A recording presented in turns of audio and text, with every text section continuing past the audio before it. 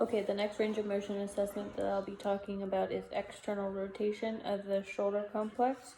So with this, the muscles that we'll be assessing, the subscapularis, the teres major, the pectoralis major, the latissimus dorsi, and the anterior deltoids. So we're going to have our person laying supine. The non-testing arm in neutral. Testing arm, we're going to have them A, B ducted, 90 degrees, no rotation, 0 degrees of rotation in the shoulder.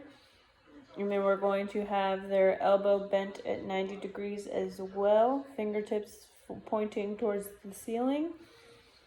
Then we're going to take our application head and align it on the lateral side of the elbow.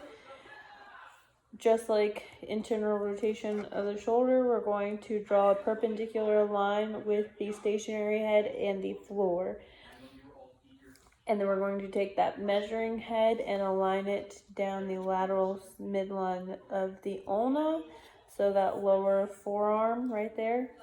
And then when we passively bring them into external rotation, so we're just going to try and pull them back as much as we can, not bending the fingertips, just all the way back, just like that.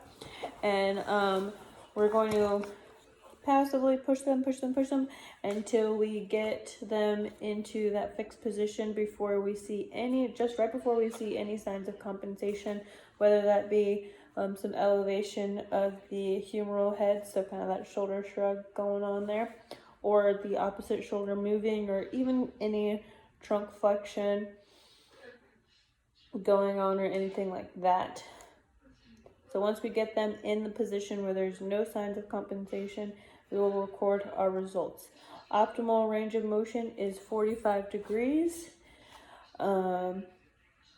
If there is limited range of motion, so let's say our client gets 36 degrees for this assessment, we're going to assume that there are some underactive muscles, so that would include the infraspinatus and the teres minor.